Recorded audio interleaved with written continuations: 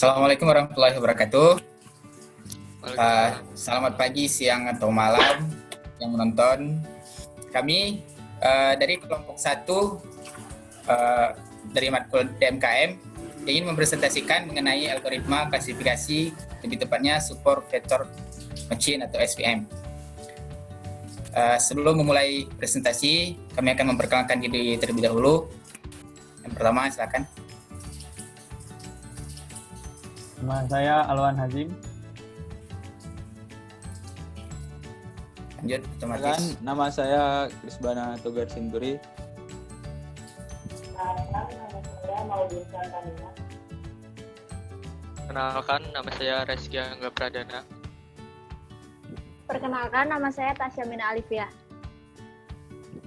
Dan perkenalkan nama saya sendiri, Zalul Fuadi. Baik, kita langsung masuk ke materi. Yang pertama dipersilakan kepada Tasya. Silakan. Nah, sebelum masuk materi nih, kita akan melihat aktivitas SVM pada aktivitas di kehidupan kita sehari-hari. Misalnya, kita kan sering nih mengklasifikasikan sesuatu di sekeliling kita. Misalnya, cewek dan cowok, matahari dan bulan, atau mobil dan motor. Nggak jarang juga kita ngerasa kebingungan dan butuh waktu yang lama buat mengklasifikasikan beberapa hal karena tingkat kemiripannya sangat tinggi. Nah, jadi dalam video ini kita akan membahas bagaimana komputer dapat melakukan klasifikasi seperti yang kita lakukan. Nah, pertama-tama definisi dari SVM algoritma. Jadi, support vector machine atau SVM diperkenalkan pada tahun 1992 oleh Boster, Guyon, dan Vapnik. Support vector machine atau SVM adalah algoritma supervised untuk klasifikasi yang bekerja dengan cara mencari hyperplane dengan margin terbesar. Pada SVM ada 3 hal yang harus ditentukan, yaitu support vectors, hyperplane, dan margin maksimum. SVM memiliki konsep lebih matang dan lebih jelas secara matematis dibandingkan dengan teknik klasifikasi lainnya. SVM juga dapat mengatasi masalah klasifikasi dan regresi linear maupun non-linear. Baiklah, selanjutnya penjelasan ilustrasi tentang SVM akan dijelaskan oleh saya. Jadi itu dalam kehidupan kita sehari-hari itu SVM kita dapat ilustrasikan. Misalnya kita di dalam sebuah taman kan. Nah, di dalam taman itu kan misalnya ada binatang, atau misalnya saja kelinci dan kucing. Jadi komputer itu misalnya kita mau mengetes apakah komputer itu tahu itu kelinci atau kucing. Jadi kita itu pertama-tama itu kita harus masukkan data mengenai kelinci dan kucing. Misalnya ciri-cirinya, kalau kelinci itu suka makan wortel, kucing itu gini, kelinci itu lompat, kucing itu gini. Jadi sewaktu misalnya kita naikkan komputer itu kelinci atau kucing, komputer tahu kayak gitu, seperti itu. Lalu saya akan menjelaskan kelebihan dari SVM algorithm. Yang pertama itu generalisasi. Generalisasi itu didefinisikan sebagai kemampuan suatu metode untuk mengklasifikasikan suatu pattern, yaitu yang tidak termasuk data yang dipakai dalam fase pembelajaran metode tersebut. Yang kedua itu ada curse of dimensionality. Curse of dimensionality itu didefinisikan sebagai masalah yang dihadapi suatu metode pattern recognition dalam mengestimasikan parameter. Misalnya, jumlah hidden neuron pada neural network, stopping kriteria dalam proses pembelajaran, dan sebagainya. Dikarenakan jumlah sampel data yang relatif sedikit dibandingkan dimensional ruang vektor data tersebut. Semakin tinggi dimensi dari ruang vektor informasi yang diolah, membawa konsekuensi dibutuhkannya jumlah data dalam proses pembelajaran. Yang ketiga itu ada landasan teori. Sebagai metode yang berbasis statistik, SVM memiliki landasan teori yang dapat dianalisa dengan jelas dan tidak bersifat black box. Yang keempat, visibility. SVM dapat diimplementasikan relatif mudah karena proses penentuan support vektor dapat dirumuskan dalam QP problem atau quadratic programming. Dengan demikian, jika kita memiliki library untuk menyelesaikan QP problem, dengan sendirinya SVM dapat diimplementasikan dengan mudah.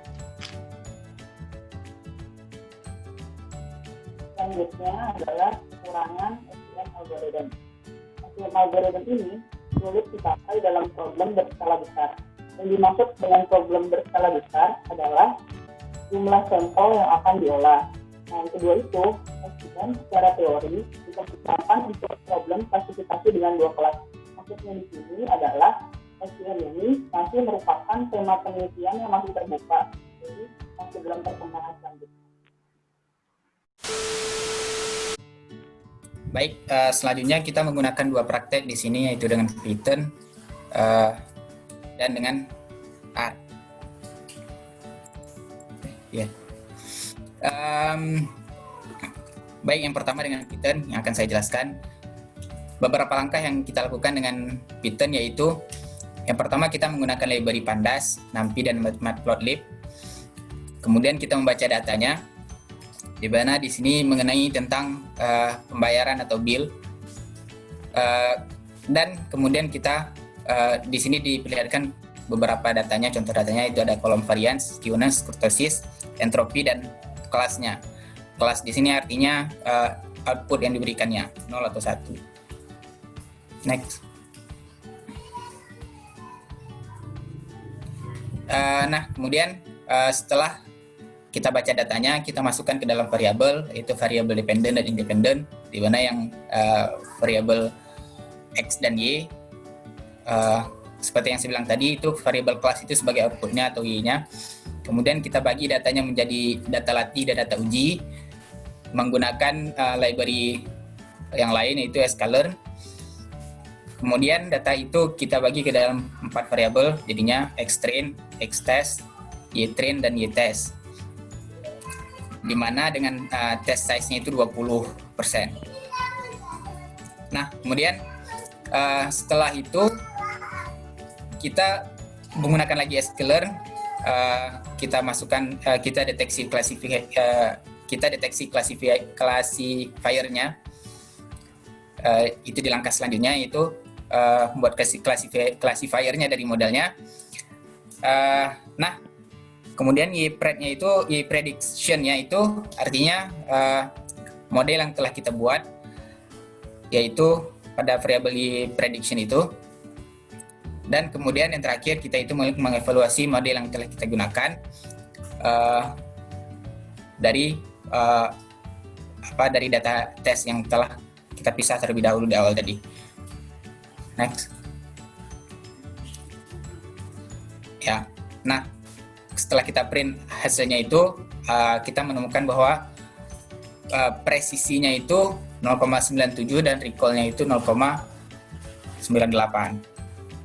Nah, itu menandakan bahwasanya akurasi, yaitu presisi dari recall-nya itu lebih cukup besar terhadap data yang kita gunakan tadi, menggunakan model SVM. Kurang lebih itu praktik dari SVM dengan Python. Silakan lanjutkan. Baik, selanjutnya adalah contoh praktik SVM dengan R. Pada contoh implementasi SVM ini, kita menggunakan data iris. Data ini telah ada secara otomatis pada R sehingga bisa langsung memanggilnya. Lalu kemudian kita plotkan variabel petalength. Digunakan variabel petalength karena data tersebut bersifat linear separable atau suatu kondisi klasifikasi vektor dimensi di mana setiap kelas dapat dipisahkan oleh tepat satu garis lurus. Data iris ini terdiri dari 150 baris yang kemudian data tersebut dibagi menjadi dua, yaitu data testing dan data training. Data training digunakan untuk membangun model, sedangkan data testing digunakan untuk mengevaluasi model. Pada kasus ini, data training berjumlah 100 baris dan data testing berjumlah 50 baris. Data testing diambil secara random, sedangkan data training adalah sisa dari data testing yang terpilih. Next. Kemudian dilakukan pemodelan dengan fungsi SVM yang tersedia pada library. Di sini cost adalah sebuah tuning parameter yang dimana digunakan untuk menyeting sebuah model. Nilai cost yang besar akan menyebabkan margin semakin lebar dan jumlah kesalahan klasifikasi yang ditoleransi juga semakin besar. Sebaliknya, nilai cost yang kecil menyebabkan margin semakin kecil dan jumlah kesalahan klasifikasi yang ditoleransi akan semakin kecil pula. Perbedaan warna di sini menunjukkan perbedaan spesies berdasarkan model SVM yang terbentuk. Next.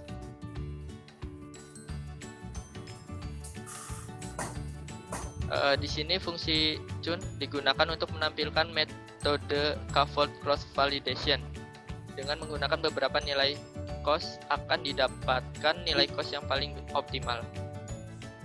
Pada output di sini diperoleh bahwa parameter cost yang paling baik adalah 0,1. Sehingga kita gunakan model dengan nilai cost 0,1. Next.